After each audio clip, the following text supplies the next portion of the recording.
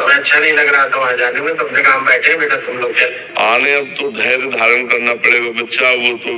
लेकिन तुमने वो दृश्य देखा है, वो कितना भयानक दृश्य होगा जिस दृश्य को आपने अपने सामने देखा कि अपना जीवन साथी वो हम लोग के दिमाग से जाता ही नहीं। हमारे गुरु रमण तिवारी महाराज। एक युवक जो कश्मीर गया था अपने पूरे परिवार के साथ घूमने, आतंकवादी हमले में मारा गया। उसके माता पिता और पत्नी टूटे हुए दिल से महाराज जी के पास पहुंचे और उनसे प्रश्न किया, महाराज जी हमारा बेटा पहलगाम हमले में मारा गया, मन बहुत व्यथित है, महाराज जी कृपया मार्गदर्शन कीजिए।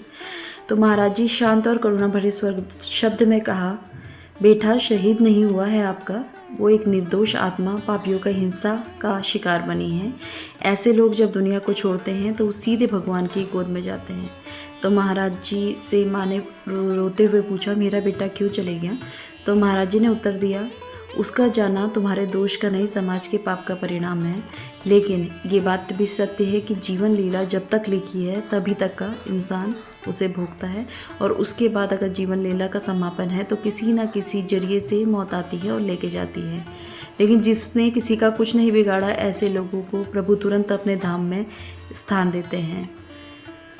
अब पत्नी को महाराज जी ने समझाया, उसकी आत्मा की शांति के लिए अब आपको जीना है, उसके अधूरे कार्यों को सेवा बनाकर पूरा करना है। रो नहीं, प्रार्थना करो, नाम जप करो।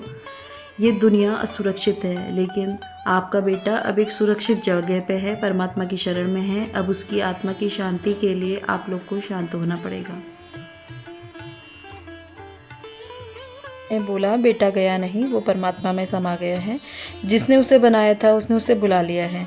जो देश की सेवा में, धर्म की रक्षा में बलिदान देते हैं वो कभी मरते नहीं, वो अमर हो जाते हैं। उनका शरीर भले ही छूट जाए, आत्मा लोक कल्याण के लिए दिव्य रूप में कार्य करती है। रोना स्वाभाविक है। महाराज जी कहते हैं कि रोना स्वाभाविक है, एक माँ के लिए, एक पत्नी के लिए, क्योंकि माँ का हृदय है, पत्नी का हृदय है। लेकिन आत्मा को अब आपके आंसुओं से नहीं, आपकी प्रार्थना से शांति मिलेगी। जितना आप रोएंगे उतनी ही आत्मा बधी रहेगी। लेकिन जब आप भजन करोगे तब प्रभु उसे अपने चरणों में स्नान देंगे, आत्मा मुक्त होती है और आपके हर भजन के साथ आपके साथ खड़ी रहेगी। जो प्रभु की इच्छा है वो सर्वोपरि है, आप उसका पालन करो, आगे का जीवन प्रभु सेवा में लगाओ। यही उन बेटे के लिए सच्ची श्रद्धांजलि होगी। हृदय व्यथित हो रहा है, वो कई दिन व्यथित रहा। जो हमने घटना सुनी, कई दिन व्यथित रहा, जैसे आप फिर ताजा हो गया।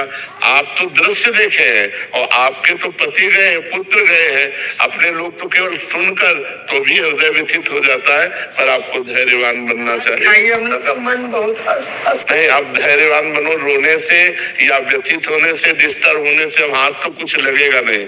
अपना स्वास्थ्य कमजोर होगा, अपना चिंतन बिगड़ेगा। इसलिए नाम जप करो, धीरे धीरे इस दुख को हटाने की कोशिश करो। यद्यप बहुत कठिन